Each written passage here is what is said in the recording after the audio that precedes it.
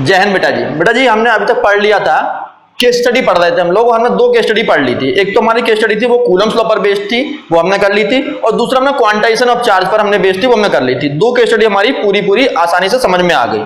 मैं पहले ही बोल चुका हूं आपको, केस स्टडी जो आपको मैंने सीट दी थी, और मोस्टली लोग सीट ले जा चुके हैं, जो सीट दी थी उस सीट को हम आगे सॉल्व कर रहे हैं। और सीट में नंबर 3 नंबर जो केस स्टडी है वो बेस्ड किस पर थी बेटा? इलेक्ट्रिक फ्लक्स पर। फ्लक्स आपको याद आ गया? फ्लक्स एक कैसी क्वांटिटी है? सर बिल्कुल, मैं आपको दोबारा वर्ड बोल रहा हूं, केस स्टडी में आपको पहले ले जाना है कि पहुंचना कहां पर है। फ्लक्स कैसी क्वांटिटी है? सर फ्लक्स स्केलर क्वांटिटी है। सर फ्लक्स बताती क्या है? सर फ्लक्स बताती है कि किसी भी एरिया से number of electric field lines कितनी पास हो रही हैं, कितनी number of electric field lines pass हो रही हैं उस एरिया से। और फ्लक्स का सिंबल क्या होता है? सर फ्लक्स 2 तरह के होते हैं, क्योंकि आप लोग आगे तक पहुंच गए हैं, तो फ्लक्स हमारे 2 तरह के होते हैं, एक इलेक्ट्रिक फ्लक्स और एक मैग्नेटिक फ्लक्स। इलेक्ट्रिक फ्लक्स का सिंबल होता है, वो होता है क्या बेटा?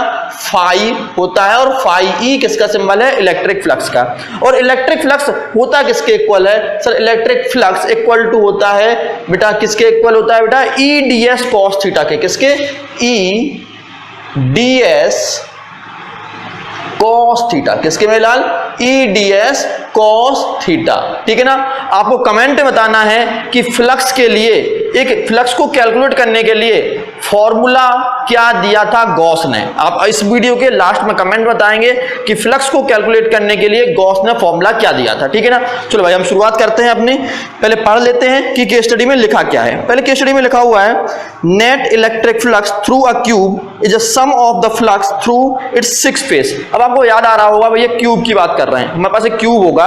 क्यूब मतलब एक सर क्यूब है, इसमें की 6 फेस होती हैं सर, एक ऊपर एक नीचे, एक राइट एक लेफ्ट, एक आगे और एक पीछे। कितनी हो गई? 6 फेस हो गई।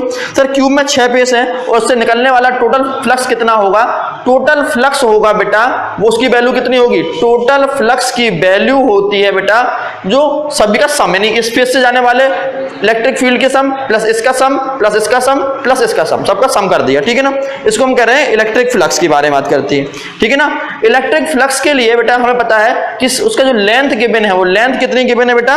10 सेंटीमीटर गिवन है। लिख लेता हूं मैं, एल इक्वल टू कितना गिवन है बेटा? 10 सेंटीमीटर। पहली बार ध्यान रखना, सेंटीमीटर में गिवन है, मीटर में कन्वर्ट करना है, यानी कितना हो गया? 0.1 मीटर। कितना हो गया? 0.1 मीटर। आगे लिखा हुआ है electric field is uniform. Electric field कैसी है बेटा? यूनिफॉर्म है। और इलेक्ट्रिक फील्ड यूनिफॉर्म है, हैज अ मैग्नीट्यूड ऑफ, हाँ इलेक्ट्रिक फील्ड की वैल्यू कितनी गिवन है बेटा?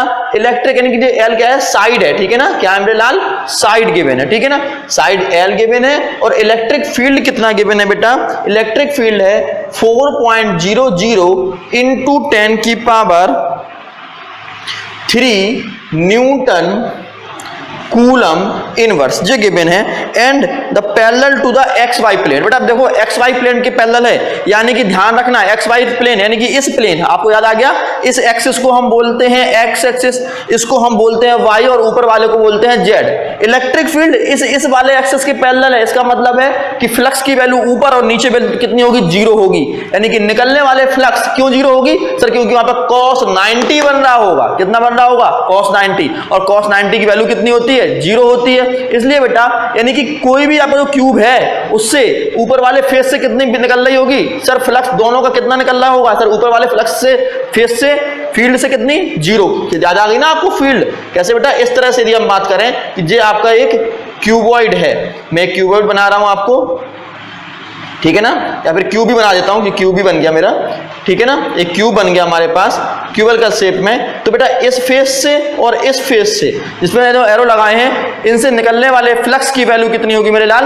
0 होगी। जी आपको समझ में आ गया होगा कि वो कह रहा है कितना है बेटा? उसमें लिखा हुआ है parallel to X Y plane and angle is 37 degree. बेटा थीटा देखो, कॉस थीटा लिखा हुआ फॉर्मूले में, तो थीटा इक्वल टू कितना गिवन है? 37 डिग्री। और याद रखना हमेशा, यदि गिवन है तो ठीक है, नहीं है तो डिग्री कौन सी होगी? सर पॉजिटिव एक्स एक्सिस से मानते हैं। सब एंगल कौन सा कहां से मानते हैं? Positive x axis. क्वेश्चन में गिवन होगा सीट में, measured from the positive x axis. समझ में आ गया ना? नहीं भी गिवन है तो आपको मालूम होना चाहिए, कभी भी हम फिजिक्स में एंगल नोट कर रहे हैं, एंगल दे रहे हैं, तो कहां से होगा? पॉजिटिव एक्स एक्सिस से होगा। ठीक है ना? चलिए भाई, अब कुछ कंडीशन आपको इतना समझ में आ गया। सीट का आगे क्वेश्चन में देख लेता हूं, सीट का आगे क्वेश्चन है क्या है। ऐसा क्वेश्चन है और डायग्राम बना हुआ है। अब थोड़ा समझ लेते हैं बेटा। इलेक्ट्रिक फील्ड आपको गिवन है इतना है और वो कहाँ दे रहा है, पॉजिटिव एक्स एक्सिस में दे रहा है। ये यूनिफॉर्म कितना है, एक्स में चल रहा होगा, तो इसको मैंने मान लेता हूं आई कैप। कौन सा कैप, आई कैप डायरेक्शन शो कर रहा है, पॉजिटिव एक्सिस को हम बोलते हैं आई कैप बोलते हैं। डन, चलो भाई इतना समझ में आ गया। कुछ एक्स्ट्रा नॉलेज के लिए हम अभी रख लेते हैं कि cos 37 डिग्री और बेटा sin 37 डिग्री। बेटा cos 37 डिग्री अप्रॉक्स 8 के इक्वल होता है, 0.8 के इक्वल होता है, तो उसकी वैल्यू होती है 0.69, ठीक है ना, 0.79, 8 के इक्वल होगा तो 0.7964 होती है cos 37 डिग्री की वैल्यू, ठीक है ना। इसी तरह sin की वैल्यू होगी बेटा 0.6018, ठीक है ना। sin 30 कितनी होगी, 0.6018। इतनी चीजें हमें इस केस स्टडी में पढ़ने के बाद मिल गई, ठीक है ना। अब पहला क्वेश्चन हम देखते हैं, फिर हम आगे बढ़ते हैं। पहला क्वेश्चन लिखा हुआ है आपका, electric flux passing through S6 surface. बेटा डायग्राम दिख रहा है, S6 सरफेस कौन सी है सर, S6 सरफेस है आपकी कौन सी वाली सर, ये S6 पीछे वाली सरफेस है, यानी इसके पीछे वाली सरफेस को उन्होंने X6 बोला। अब बेटा क्वेश्चन में गिवन है जे आपका X एक्सिस है, जे आपका Y एक्सिस है, तो पीछे वाली सरफेस कैसी होगी सर, नेगेटिव X एक्सिस में होगी। तो पहला क्वेश्चन की हम बात करें तो भैया डायरेक्शन के हिसाब से मालूम पड़ रहा है माइनस आई कैप की बात कर रहे हैं, क्योंकि एक्सिस कौन सा है, इसके पीछे वाली, इसके पीछे वाली, ऊपर वाली नहीं, इसके पीछे वाली, यानी कि उधर अंदर की तरफ वाली, ठीक है ना। चलिए भाई S6 सरफेस में और हम माइनस आई की बात कर रहे हैं। चलिए भाई, और वैल्यू कितना होगा सर, फाई इक्वल टू फॉर्मूला पढ़ रहा है हम लोगों ने E ds cos theta, value put कर देते हैं, फर्स्ट क्वेश्चन कर ही रहे हैं। कितना होगा, E की वैल्यू कितनी है सर, E की वैल्यू है 4.00 इंटू 10 की पावर 3 और ds की कितनी है मेरे लाल, 0.1, ठीक है ना। ds अब एरिया पूछा है, ये साइड है तो 0.1 इंटू 0.1, क्यों, क्योंकि बेटा एरिया ये पूरे इसकी बात कर रहे हैं, इस एरिया की। मैं आपको कलर करके दिखा दूं ना, किसकी बात कर रहे हैं सर, पूरे एरिया की बात कर रहे हैं, यानी पीछे वाली सरफेस जो दिख रही है ना, इस वाली ग्रीन सरफेस दिख रही है ना जो आपको, उसकी उस वाली सरफेस की बात कर रहे हैं। तो उसका एरिया कितना होगा sir, length into breadth, length भी 0.1 है और ब्रेथ भी कितनी है 0.1 है। और कॉस कितना बेटा, वैल्यू कितनी है कॉस थीटा, और कॉस थीटा की वैल्यू कितनी होती है सर, कॉस थीटा की वैल्यू कितनी है कॉस 37 डिग्री, और हमें वैल्यू पता है 4.00 इंटू 10 की पावर 3 इंटू 0.1 कर देता हूं मैं, 1/10 इंटू 1/10 इंटू इसकी वैल्यू कितनी है 0.7964। डन, यही तो वैल्यू आई। देखो बेटा दो आपकी ये पावर है, कम हो जाएगी, कितनी हो जाएगी बेटा 40 इंटू 0.7964। और डायरेक्शन की बात करें तो नेगेटिव आई एक्सिस की तरफ होगा डायरेक्शन। सॉल्व करके हम बात करें तो कितना होगा, अच्छा ठीक है, 20 जी आपका हो जाएगा बेटा 32, 8 4 जा 32 होता है, तो ये हो जाएगा 32, ठीक है ना, बिल्कुल 32 निकलेगा न्यूटन मीटर स्क्वायर और अपॉन कूलम। और डायरेक्शन क्या होगा, नेगेटिव आई एक्सिस। अब नेगेटिव का इसमें डी ऑप्शन सही है, यानी कि पहले का आंसर क्या होगा बेटा, पहले का आंसर होगा डी। डन, पहले का आंसर डी हमें मिल गया। डन, आराम से सॉल्व हो गया।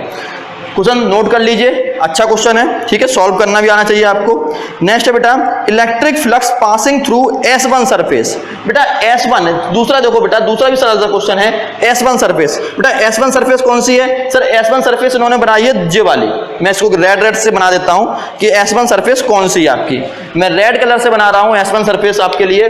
तो बेटा जे आपकी S1 सरफेस है, इससे निकलने वाला खुद देखो बेटा किस डायरेक्शन में सर, माइनस जे डायरेक्शन में, खुद दिख रहा ना माइनस जे डायरेक्शन, क्योंकि y एक्सिस तो पॉजिटिव का यहां है, तो माइनस के जे डायरेक्शन में वो शो कर रहा होगा। अब आते हैं सेकंड वाले पर, तो सेकंड वाले में बिल्कुल सेम ही होगा। फाई किसके लिए सर, जे इसके लिए पूछे जा रहे हैं, तो फाई 2 या फाई कौन सा पूछा मेरे लाल, इन्होंने पूछा फाई फॉर S1, तो मैं फाई 2 मान लेता हूं, फाई 1 मान लेता हूं, ठीक है ना। और कितना होगा बेटा E ds cos थीटा। अब थोड़ा समझना यहां पर, E की वैल्यू सर रख दी 4 ही रख देता हूं, 4 इंटू 10 की पावर 3, ds कितना है 0.1 इंटू 0.1, ये हमारा क्या हो गया ds हो गया। डन, अब आते हैं cos थीटा। और cos थीटा कितना है सर, हमें cos थीटा तो दिया ही नहीं, लेकिन पता है हमें कि बेटा x एक्सिस और y एक्सिस कितने डिग्री का एंगल बनाते हैं आपस में सर, 90 डिग्री का एंगल बनाते हैं। तो ये क्या हो जाएगा बेटा cos 90 minus cos 90 minus 37 degree. बेटा cos 90 माइनस थीटा कौन से क्वाड्रेंट में लाई करेगा सर? फर्स्ट क्वाड्रेंट में लाई करेगा। और cos 90 minus theta equal to क्या होता है? साइन थीटा, पॉजिटिव का साइन थीटा। देखना बेटा कितना होगा, 4 इंटू 10 की पावर 3 इंटू 1/10 इंटू 1/10 और बेटा साइन जी कितना हो जाएगा सर? हो जाएगा साइन 37। मैं वैल्यू पुट कर रहा हूं, ठीक है ना। वैल्यू पुट करने के बाद देखना 4 इंटू 10 की पावर 3, मैं आगे यहां लिख देता हूं, यहां सॉल्व ठीक रहेगा, यहां सॉल्व कर देता हूं बेटा। यानी कि 1 इक्वल टू कितना होगा? देखना बेटा 4 इंटू 10 की power 3 into 1/10 into 1/10 into sine 30 की वैल्यू बेटा 0.6018। सॉल्व करते हैं, ये 2 से कट गए आपस में, कितना हुआ 40 इंटू 0.6018 और वैल्यू कितनी हुई 24 के आसपास होगा। और डायरेक्शन क्या होगा बेटा? माइनस जे कैप की तरफ, ठीक है ना। तो आंसर कौन सा है देख लेते हैं। इसका आंसर बेटा माइनस के 24 newton metre square upon coulomb, बिल्कुल सही है बेटा। इसका आंसर कितना है? माइनस का 24, क्योंकि जो डायरेक्शन में दिखा रहा है खुद यहाँ देखो माइनस का जे कैप दिख रहा है, क्योंकि बाई एक्सेस को हम जे बोलते हैं, तो माइनस के बाई एक्सेस को क्या बोलेंगे? माइनस के जे कैप, ठीक है ना। तो बेटा कितना हुआ? माइनस के 24 into newton metre square upon coulomb, ठीक है ना। Newton metre square upon coulomb. और ये आंसर इसका हो गया। और आंसर कौन सा मैच कर रहा है सर? ए मैच कर रहा है। तो यानी कि सेकंड का जो आंसर है वो क्या हो गया? ए। बेटा सॉल्व करना सीखना जरूरी है, आंसर नोट करना जरूरी नहीं है, आपको सॉल्व करना आना चाहिए। इसलिए आप वीडियो को पॉज करिए, यहाँ पर लाइक करिए, शेयर करिए और सब्सक्राइब कराइए, ठीक है ना। उसके बाद इसको नोट करिए। डन। लाइक जरूर कर दो, तुम लाइक बहुत कम करते हो, ठीक है ना। चलो जल्दी से इसको नोट करो, फिर हम आते हैं नेक्स्ट पे, ठीक है। पॉज कर लेना वीडियो को, तब मैं नेक्स्ट क्वेश्चन पढ़ लेता हूँ। नेक्स्ट क्वेश्चन लिखा हुआ बेटा द सरफेस दैट है जीरो फ्लक्स। तो शुरुआत में बताई थी मैंने आपको कि जहां पर जीरो फ्लक्स कहां होगा सर? एक तो यहां पर होगा जेड में, इस जेड एक्सेस में होगा, और एक माइनस जेड एक्सेस में होगा। यानी सरफेस कौन कौन सी है ग्राफ जो गिवन है? एक तो S2 है और नीचे वाली सरफेस का नाम है S4। यानी कि सर 2 सरफेस होगा थर्ड में, और S2 और S4 कौन सा सी आंसर है? सी आंसर सही है, पहले बोल चुका हूं। क्यों? कोई पूछे क्यों? क्योंकि वहां पर cos की वैल्यू कितनी होगी? cos 90। और cos 90 की वैल्यू कितनी होती है? क्योंकि भैया जो पैरेलल है इलेक्ट्रिक फील्ड इसके पैरेलल है, ऊपर जाओगे तो कितने डिग्री का एंगल बनेगा सर? 90 डिग्री का एंगल बनेगा। इसलिए वहां पर वैल्यू कितनी आएगी? वहां पर वैल्यू cos 90 और वैल्यू 0 हो जाएगी। क्वेश्चन नंबर सी डब्ल्यू हो गया हमारा। अब आते हैं next question. Total net flux through all faces. बेटा नेट फ्लक्स समझना, यहां से नेगेटिव का कितना निकला सर? यहां से नेगेटिव का निकला 24 नेगेटिव का, ठीक है ना। यहां से कितना निकलेगा सर? 24 पॉजिटिव का, ऊपर से 0, नीचे से 0। अब आते हैं इस वाले पर, ग्रीन है, ग्रीन के अंदर की तरफ कितना होगा सर? ये लिखा हुआ है 32 नेगेटिव का, देखो जो लिखा हुआ है नेगेटिव का। और यदि हम बाहर की तरफ करें तो कितना होगा? 32 पॉजिटिव का, 32 नेगेटिव 32 पॉजिटिव, 0 हो गया। ये 24 नेगेटिव और 24 पॉजिटिव, कितना हो गया? 0। और ऊपर और नीचे तो 0 है ही। तो बेटा नेट फ्लक्स कितना हो जाएगा बेटा? इसका नेट फ्लक्स समझना, इसका नेट फ्लक्स होगा कितना? वैल्यू 0 होगी। कितनी वैल्यू होगी सर? 0 होगी। और 0 किसकी है? मैं देख लेता हूं आंसर। डी आंसर है। 0 कौन सा है मेरे लाल? डी आंसर है। ये आपका 4th क्वेश्चन हो गया। और 5th क्वेश्चन पे आओ बेटा। 5th क्वेश्चन है डायमेंशन फॉर्मूला फॉर। बेटा फ्लक्स का डायमेंशन फॉर्मूला आपके नोट्स में है कि देखो ईडीएस cos थीटा, यही लिखा हुआ है, देखो line integration of EDS. Electric field तो कांस्टेंट है, बाहर निकल आएगी। और डीएस का इंटीग्रेशन क्या होगा सर? पूरे का एरिया का सम। इंटीग्रेशन का पहले नंबर बता चुका हूं मैं आपको कि इंटीग्रेशन का मतलब क्या है? जब छोटे छोटे छोटे टुकड़े होते हैं सबको ऐड करना होता है, तुम क्या करते हैं? इंटीग्रेट करते हैं। और कहीं स्लोप निकालना होता तब क्या करते हैं सर? डिफरेंशिएट करते हैं। तो मैंने आपको क्या कहा था? गॉस थ्योरम का फॉर्मूला लिखना।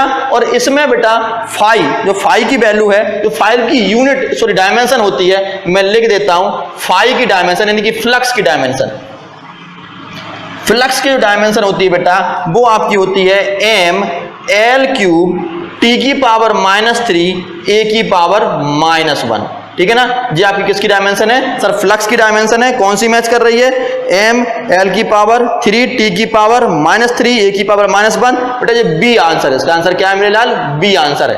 यानी कि पहला वाला वीडियो आपको सॉरी पहला वाला आपको electric flux and through a cube समझ में आ गया। बेटा वीडियो को दोबारा देखना, क्वेश्चन अच्छे हैं, ठीक है ना। न्यूमेरिकल बेस पूरा था केस स्टडी, आपको आने चाहिए बहुत अच्छी तरह, ठीक है ना। मिलते हैं नेक्स्ट वीडियो में, तब तक के लिए जय हिंद, गुड बाय, लाइक करिए, शेयर करिए, सब्सक्राइब करिए। वैसे मोस्टली लोग सीट ले जा चुके हैं, फिर भी एक आध जो बाकी हैं वो प्लीज सीट ले जाइए, ठीक है ना। तब तक के लिए जय हिंद, गुड बाय।